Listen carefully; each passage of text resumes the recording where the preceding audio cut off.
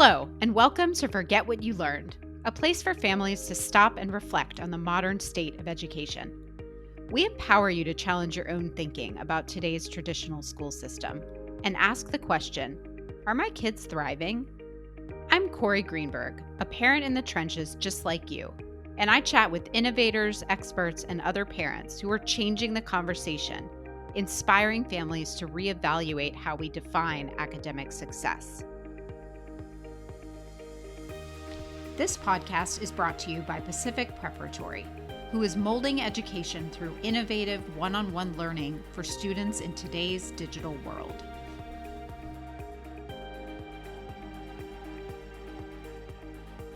Today's episode dives into one of the hardest decisions a parent may ever face, whether to seek an out-of-home therapeutic placement for their child. My guest, education consultant Jennifer Taylor, brings both personal and professional insight to this conversation about adolescent mental health, school refusal, and what to do when everything you've tried at home isn't working. We talk about the stigma families face, the evolving landscape of therapeutic programs, and the crucial role of curiosity, communication, and family support throughout the process. If you've ever felt like your parenting toolbox is empty, this episode is for you.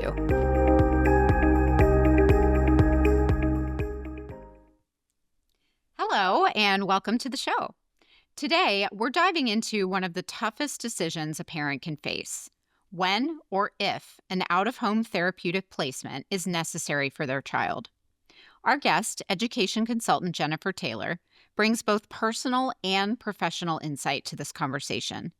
As a mother who navigated this journey with her own son and an expert in therapeutic placements, she helps families determine whether in-home support is enough or if a more intensive intervention, like a wilderness program, therapeutic boarding school, or residential treatment center, is needed. With adolescent mental health crises on the rise and the more young adults struggling to transition to independence, families are facing increasingly difficult choices. At the same time, controversy and bad press surrounding the treatment industry have made many parents hesitant about out-of-home placements. We'll explore the evolving landscape of treatment programs and how parenting culture today contributes to both the need for and resistance to these interventions. Jennifer also sheds light on what makes a placement successful, the role of parental involvement, and innovative ways families are bridging the gap between treatment and home, like the flexible academic support we can offer at Pacific Preparatory. Whether you're a parent navigating challenges now, preparing for the road ahead, or simply looking to better understand adolescent mental health, my hope is that our conversation will add valuable insights into recognizing struggles early and finding the right support when it's needed. Thanks for being here, Jennifer. Oh gosh, you're so welcome. Thanks for having me. I know this is a topic that has a lot of stigma attached and some controversy, which I'm really pleased to be able to shed some light on from our professional and personal experience in our practice. So thank you.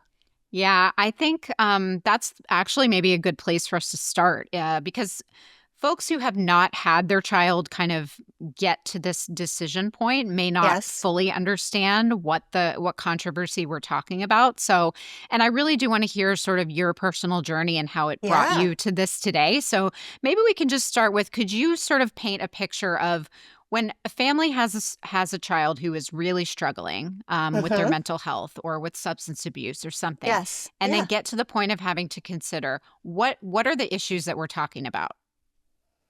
In terms of tell me more about the issue. Sorry, I want to make sure I'm very clear on your question. Absolutely. Just the controversy, that piece of it. Yeah. Well, so I think it started with a documentary that a celebrity made and she put on Facebook. And, you know, my heart goes out to her and anybody who feels like that was a residential treatment or a therapeutic boarding school was traumatic or scary or they weren't treated well. And I am the last person to ever question somebody about what their experience would be like. That being said, I do believe that in the early 90s and late 80s, The therapeutic expertise around a couple of factors impacted the way the programs ran. First of all, we really didn't know as much about adolescent mental health and the needs and the ways of addressing it, all of the issues back in the late 80s and 90s. When I was growing up in the 80s, I don't think I really ever heard the word anxiety or depression or self harm, and certainly not really substance abuse. I mean, it wasn't. Now it's in the high schools and talking about substance abuse and opioid crisis and the amazing change in the potency of marijuana.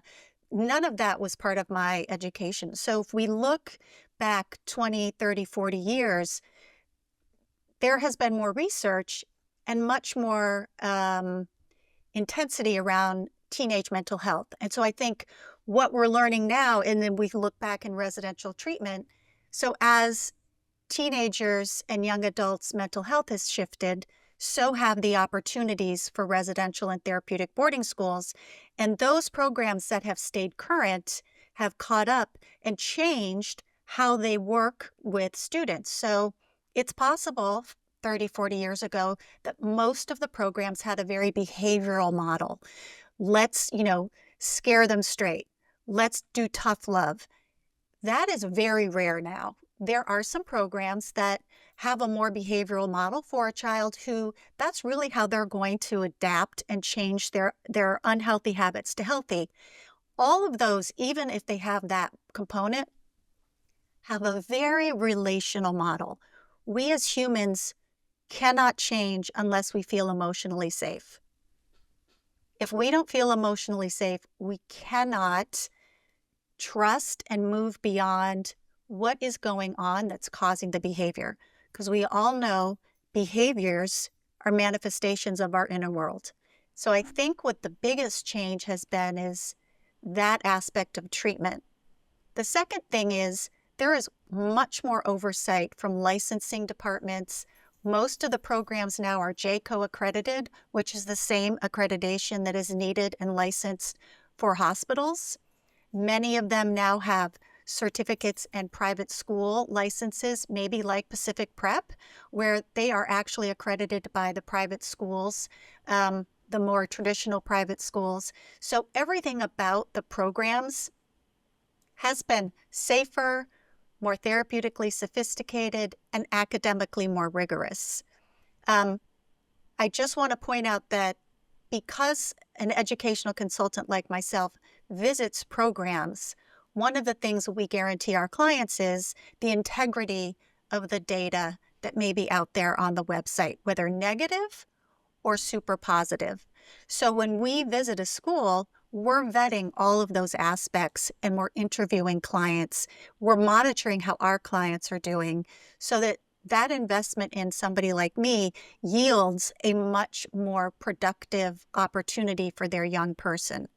Some programs have really stepped up, really adjusted, taken feedback, paid their residential staff more money.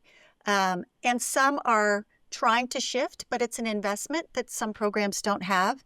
And then some programs have $0 to invest. And unfortunately, those are programs that serve an underserved community of foster adopted kids, adjudicated children. So when we put that whole bucket of residential treatment in one place, there isn't parity because everybody's got different resources. So again, just vet your program carefully, whether you use a consultant or not. Make sure that what you're looking for is quality.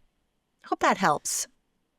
Yes, I think that is super helpful to kind of give people just a general picture of what the issues are, and I really appreciated, your statements about what it used to be like and how the industry has really grown and caught up. I think that's very refreshing.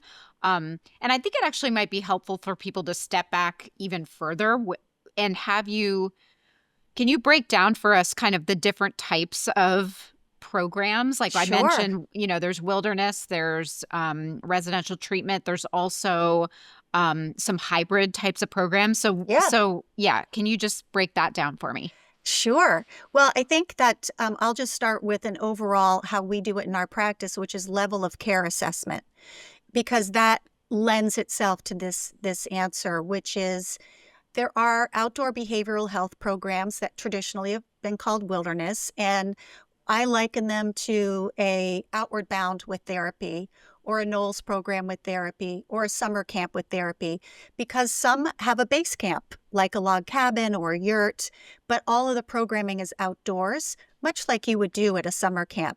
Now, I won't say it's like summer camp. It is not all rainbows and unicorns. It's intense, but it's meant to be intense. It's meant to be an acute 60 to 90 days stabilization and either go home or transition maybe to a therapeutic boarding school or a learning differences boarding school because we also support that.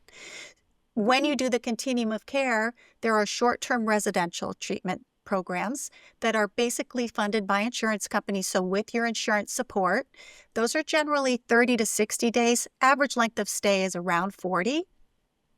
And those are, again, a more acute setting, but can also be that bridge from either the hospital or acute situation at home, back home, or to something else that's more supportive. And then therapeutic boarding schools and longer term residential treatment, frankly, it's a licensing distinction. Um, and so a lot of times when we travel, therapeutic boarding school, residential treatment can feel the same. But technically, residential treatment has a ratio that's higher than a therapeutic boarding school in terms of supervision. Maybe they don't have overnight staff in a therapeutic boarding school, but in a residential treatment, they do. But it's very hard, that nomenclature, especially when you talk about short-term residential and long-term residential, like what is that? So that continuum of care really helps my clients understand that we can start with something short term and then transition home depending upon what that student needs. Some kids coming from home, especially when I work with school districts, we're going straight into a longer term program and they're coming out of a supportive non-public situation or even from a Pacific Preparatory where all the alternatives have been tried and the child is still not accepting their academic support. So the final continuum would be a soft therapeutic learning differences boarding school where there's really supportive academics and maybe a counselor on campus or social pragmatic groups that are optional. And so Okay. sometimes those are very traditional school years though. Those are generally September through May, Hmm. but they are a soft landing. And sometimes families come to us and just say, we need something. High school's not working. For example, that's what I did when my son came out of residential. I say he went to Quirky Boy boarding school. He went to the Woodhall School in Bethlehem, Connecticut after residential. But we knew that his current high school situation would not serve him beyond beyond what he really needed in order to launch into young adulthood. So there is a wide variety of options. And Hmm. when you said hybrid, sorry, I'll just keep going, is Yeah. that there are some that um, are able to do like 6 months, depending again on what does the client need, and able to kind of expedite that therapeutic piece in a shorter amount of time. Yes. Okay. And so the therapeutic boarding schools is typically how long of a placement, or does that really vary? It generally is 9 to 12 months. Couple reasons. We want it to generally be an academic year. Many students need credit remediation, and so wanting to catch them up and giving them an opportunity to maybe do a summer term can be helpful. The other reason is that therapeutic boarding schools are therapeutic, and it takes time for anyone, including an adult, to get used to a new environment, a new peer group, a new schedule, meet a therapist, develop that safety. So usually the first month is just getting your feet wet. Second month, getting better. Usually honeymoon period ends. And then months 3 through 6 or 7 are the meat of the program. And by month 7, we're doing transition planning. We want to make sure that the student's ready to come home. And what does home look like? So that last 2 to 3 months is really graduation planning, getting things set up, getting the parents and the student ready for what that experience is going to be like. So that's generally the arc of of a residential placement or a long-term therapeutic boarding school. Okay. Yeah, that is super helpful to kind of differentiate the options that families have depending on the acuteness and, like you said, what exactly is the presenting issue. Right. Um Again, going a little bit further back to how does a family know when they need to start considering out of home placement? Like what kinds of issues are we really talking about here? And when do you know that you need to really consider that? Yeah. I think the global issue for our clients, because they're all in an academic setting of some sort, is not going to school, missing part of the day, getting to school and needing to leave, getting to school being in the principal's office. So for our clients to come to us, there's a huge academic portion to it because that's what kids' jobs are. It would be much Mhm. like an adult not going to work. Like, what is that about? So that is a big red flag. On top of that, we then look at what is causing this academic malperformance. Could be substance abuse, could be severe depression, could be paralyzing anxiety, the child who can't get out of the car when they get to school. It could be a combination of those. It could be an undiagnosed learning disability where the child is really struggling, especially when the arc of development getting into high school is so accelerated that they've been able to make it through middle school and high school. Boom, that's where all of a sudden it's like, I cannot function, but we can't really understand why. And so that's a lot of time where I have a client that we may need to go figure out what's going on in a shorter term situation because nobody really understands and the child can't articulate it, and we'll get some psychological testing and cognitive testing. So those are the branches, mental health, substance abuse, learning differences, and then school refusal, and then all of those things together. And why somebody has anxiety? Are they adopted? Are they gender questioning? Are they just highly anxious because of the way they're wired? Maybe they're a perfectionist and they haven't been able to meet what they think their potential is, and so they just give up. All these different things come to play, and so ultimately we want to get behind the behavior again, the experience, and give the skills so that the child can go back to school in whatever academic setting is right for them. I will say I did have a client who came out of a very high achieving private school and did do some residential care. And when he came back for the last semester of senior year, he did go and take some classes with you all at Pacific Preparatory because he was so smart and he needed the rigor of that. And he just needed a couple credits. And so that sliding back, again, going back to that academic piece, resolving the therapeutic issues and being able to finish up school. The other thing I'll tell parents is your toolbox empty? Have you done everything you can? In terms of what the issues are versus what's the catalyst is, are they hurting themselves? Are they hurting others? Are they getting in their own way? Are they getting in the way of your family? Um, are they respecting you or are they not? Are they, running out of the house and not coming home until 2 in the morning or maybe the next day? Um, are they developing that internal compass of self and following family values? And then generally the question is, can they keep themselves safe? If they're not keeping themselves safe, that's really where you have to take a look inside and be like, I, I need to do something different, as hard as it might be. Yeah, I'm so glad you said that because I think I just from what I have witnessed both professionally and personally, just kind of in my parenting kids that are school age and seeing other families that are Yeah. struggling is it is very hard as a parent to wrap your head around the idea that your toolbox is empty. Yes. And so I'd love for you to talk about that a little bit. Is part of your work, Jennifer, really kind of reassuring parents that this is not their fault and that they are at a crossroads now, but it's not because of anything that they did or didn't do. It's sort of out of their hands at this moment to handle the level of the crisis. Oh gosh, you just hit the nail on the head for me. I have been on some other podcasts, and the closing line I've always given is, "This is not your fault."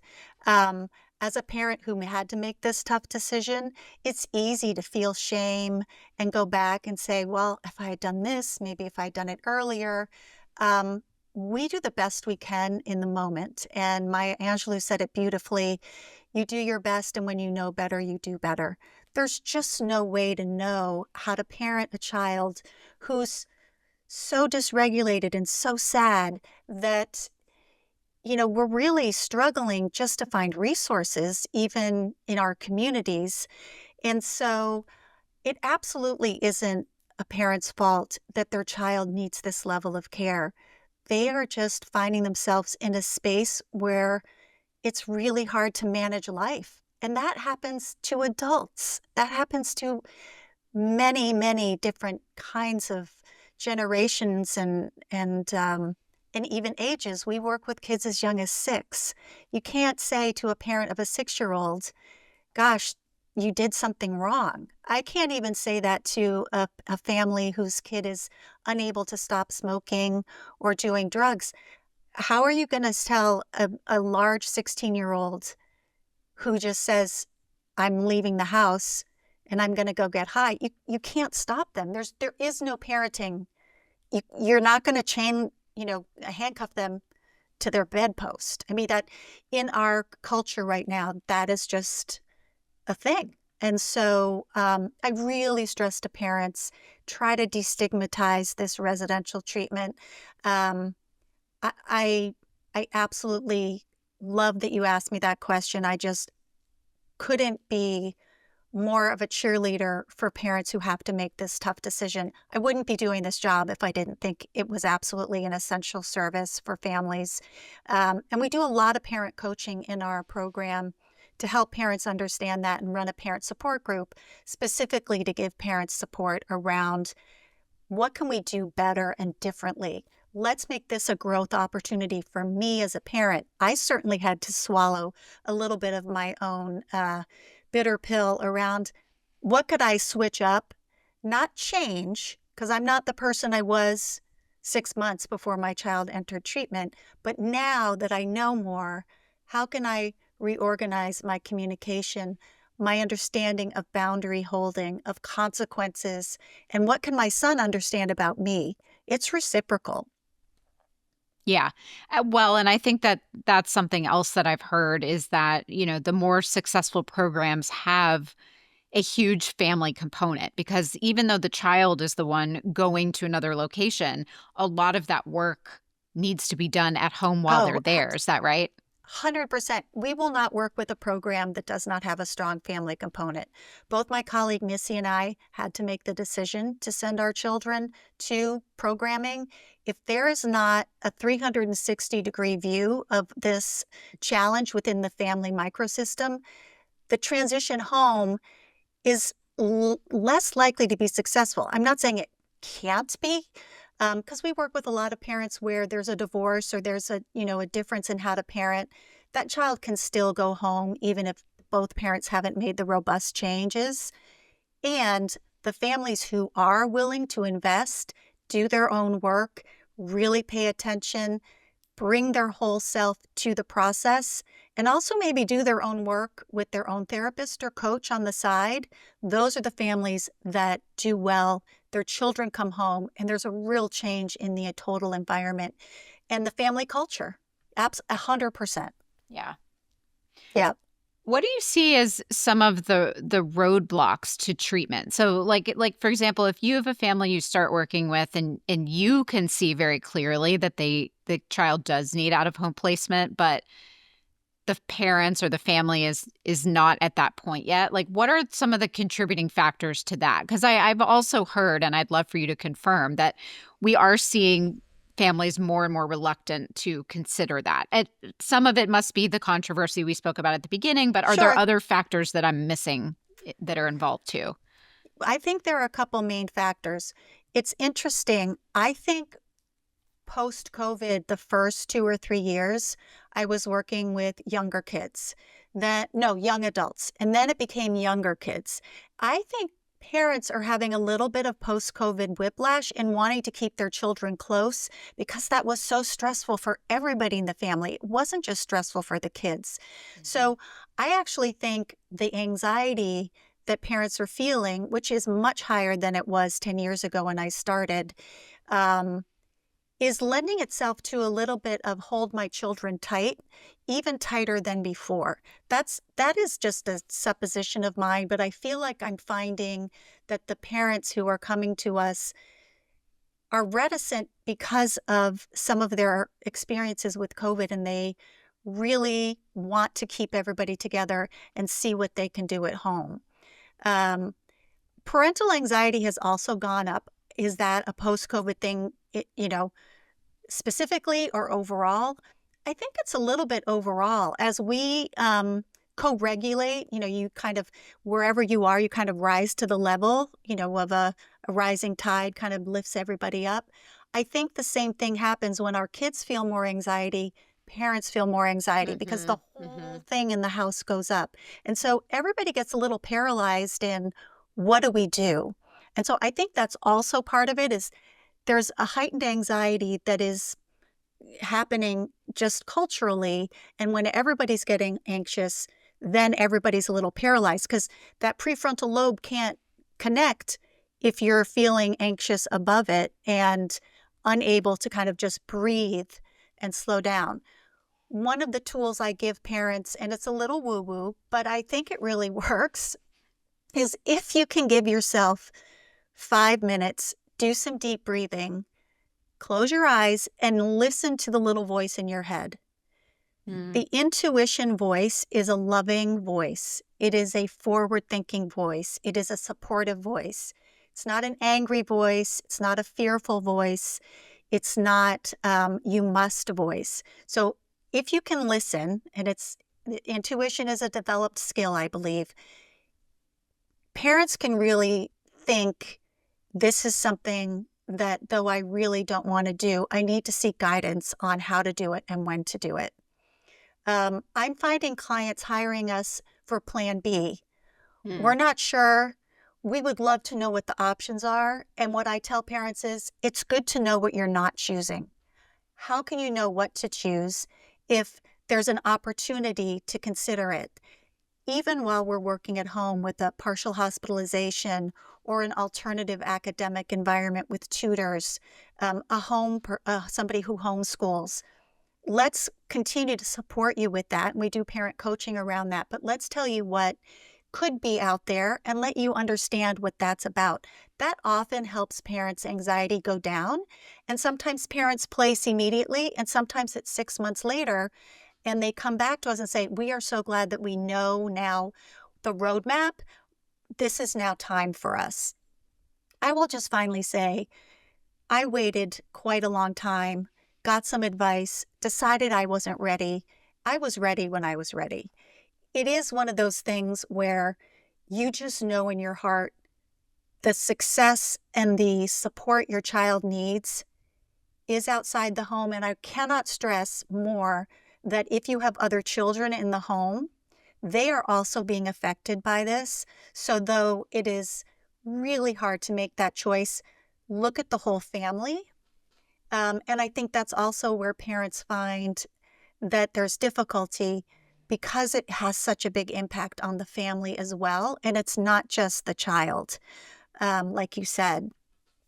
So I also think two other things. One, we have um, a growing group of insurance supported short term programs that hospitals and therapists and psychiatrists know much more about. And Mhm. so I think the option there is an easier pathway because parents can say, oh, 30 days, 5 miles from my house. Insurance is going to pay for it. I can wrap my head around that. I can go see my child every weekend. They can call me every day. That's palatable. And I'm not sure I might not have chosen that myself 15 years ago had that been recommended to me.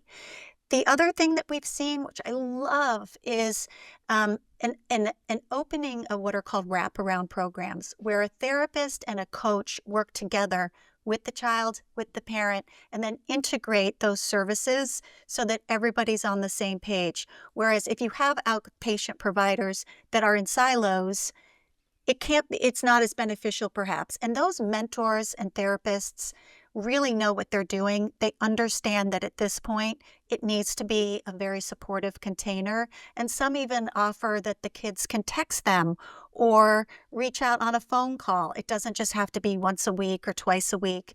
They may even go out to brunch or take a hike. So it's a much different approach, but it can be very holistic.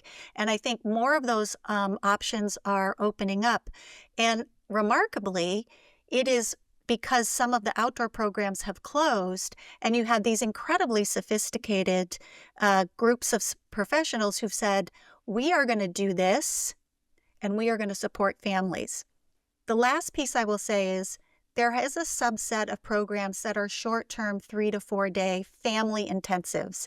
And a couple Oh, of programs around the country have really dedicated themselves into somewhere between 2 days and 7 days, where everybody in the family invests in going to, maybe it's a campsite, maybe it's a big home, and the therapists come in and do the family work and the individual work and the experiential work, sending the family out to go do an experience together, come back and process it. And those little short-term experiences can be the catalyst for maybe then going home and doing a wrap program. So there are other ways than just launching into residential. And Missy and I both believe that having your child at home is the best opportunity for growth for everybody if it's possible. I love that. I love hearing some of these sort of creative and innovative ways that families are not only, transitioning from home, because I could see the wraparound piece being really helpful, in that Yeah. transition back home from placement, but then also as something to try before you feel like, so you can say to yourself, I really have exhausted all of the options. And maybe those programs kind of buy you some time to get used to the idea or start therapy, yourself as a parent and just kind of approach that decision. Because yeah, I just can imagine that families really have to feel like they've done every single thing before Yep. they get to that Hmm. piece. Yeah. I also find that, a lot of our families have two working parents, or if there is a Hmm. parent working at home, um, doing all the child care and all the, logistics of running a home, there isn't a bandwidth to support a child who's not leaving the house. So that's really when it comes down to, can you do a family program or a wrap program if the child's not going to leave their room? You Right. can't. Right. Yeah. Yep. No, that makes a lot of sense. Well, this has been incredibly enlightening, Jennifer. I was telling you Thank you. before we recorded that I've been wanting to talk about this for a while because I think it's just like you mentioned the word stigma, and I do think that that is an issue. The last piece we didn't talk about too much, but Sure. is at play here is I think in the pressure cooker academic world that we all live in as parents right now, connected to college and, Yes. like the definition of success, which we're always talking about on this podcast, that is an element of Yes. it here. It's like, I can't send my kid away. They're going to get behind. They're not going to take the AP exam. They're not, so that makes it really difficult to make the decision as well. I will say all of my clients who are college ready go to college. All of them. I love Th- that. Yeah. Yeah. They're going to get there. They're going to They're, make it there. they're 100% if they're college Mhm. ready. And that's something we don't know. Yeah. And Yeah. there's other options, Right. to going right into a four-year college. There's gap years, there's lots of different kinds of programs that are also expanding, I think. Yeah. I have Um, a client who's going to welding school. He wanted to be a welder. And so yeah. he's getting out of his program and going straight into a welding internship. That's Yeah. awesome. I actually just read something recently that those sort of hands-on creative jobs are going to become a lot more in demand with the rise of AI. So Oh, very that's cool. a whole other That's a whole conversation, other but conversation. Yeah. absolutely. Yeah. But Oh my gosh. Okay. Well, I've really enjoyed talking about this very serious topic with you. And your insight is invaluable. And I think for people listening, what Jennifer does is, like she mentioned, going to visit these programs. And that can give people peace of mind when they're making a decision, that it is not the shiny brochure or the statistics that the program puts out. There's people in Jennifer's field whose entire job is to make sure that those places are safe and are going to get the results that we need for our kids. So I just really admire what you do. I think it's very Oh, needed. thank you. It's really been a calling. So thank you. Okay, so our last little segment is called Forget This, Try That. So I would Yes. love for you to just name sort of an outdated educational or parenting practice or something that you would like people to forget, and what should we replace it with? Oh, so there are, two schools of thought on parenting that were very kind of historic. The compliant parent, the one who was just permissive, and then this my way or the highway, the very, like, this is it. I forget the word that was Authoritative, like authoritative. authority. Mhm. Thank you, Corey. Mhm. Perfect. And what I like to call my method, and I have a little ebook coming out on this, is the curious question. It's not collaborative. It isn't like, oh, we're going to come to an agreement, like, how are you feeling? And oh boy, that must be hard. It has that components, but here's how to lay something out. When you find your child has maybe gone against a value in your house. So let's say you find a vape. You've talked about vaping. The kids had all their education about vaping. They know. Instead of getting upset, the best way to do it is find a calm moment when everybody's well fed, well rested. It's an easy time to talk and get curious. Don't come down hard immediately on, this is our family values. I'm very disappointed. Ask the child, what is their experience? Again, this is a way to keep relationship with your child and still get to the meat of it and still have consequences. I'm not saying there are no consequences, but I'm saying start off with why? Did you like it? Would you do it again? Where'd you get it? How did you decide to do this? All those, like, why? And then you can get into, well, my experience with vaping is that it's really bad for I'm very concerned. I just want you to know where I'm coming from. And we are going to have some consequences. But what that does is, first of all, it keeps the relationship intact. Your child feels heard. Your child has a chance to understand that you care about their perspective. And then the consequence can be what the consequence is. But I really want parents to think about not collaborative, where it's all touchy-feely, but a more curious way of connecting. And so I do have a little book coming out. I don't know what the working title is, Curiosity Connection, but that's not going to be what it is. But I do have this deep feeling about curiosity as being the way to keep relationship, especially with your teenager. I could not love that anymore, and I can already envision myself employing that with my oldest, who's 15. And actually, I think what it does is it gives you a moment to step back and say, like instead of jumping into anger or, Mm-hmm. like a reaction, is a Mm-hmm. moment for you to sort of pause and be like, okay, let me come at this with curiosity. I love that. I Yeah. love that. Yeah. Thank you. Me Oh, too. okay. So, Jennifer, how can people find you if they want to reach out to work with you or with Missy? Great. So our website is Jet Ed Consulting. It's actually my initials, Jennifer E. Taylor. So jetedconsulting.com. Our bios are there. I've done a bunch of podcasts and some writing. So all of that is there. You can just use those for reference or just learn more about us. We set up complimentary intake calls so that we can get to know you and you can get to know us. We think fit's really important, so we definitely want parents to interview us, much like you would interview any professional, doctor, CPA, whomever's going to be really, you're going to put a lot of faith into. And then that's about it. I encourage parents to call us. I really like the old-fashioned phone call. But that's our website, and we would love to hear from anybody. Wonderful. Thank you so much, Jennifer. Thanks to all of our listeners today, and we'll see you next time. Thank you, Corey. It's been my pleasure. Bye-bye. We hope you enjoyed this episode of Forget What You Learned, hosted by me, Corey Greenberg. As always, our goal is to allow you to zoom out on the snapshot of your family's life and answer the question, are my kids thriving? We're here to inspire you to make those small and maybe big changes to answer yes. We'd like to thank our sponsor, Pacific Preparatory, an organization committed to educating students with an innovative and holistic approach in today's digital world. Don't forget to subscribe to the show and leave a rating and review. See you next time.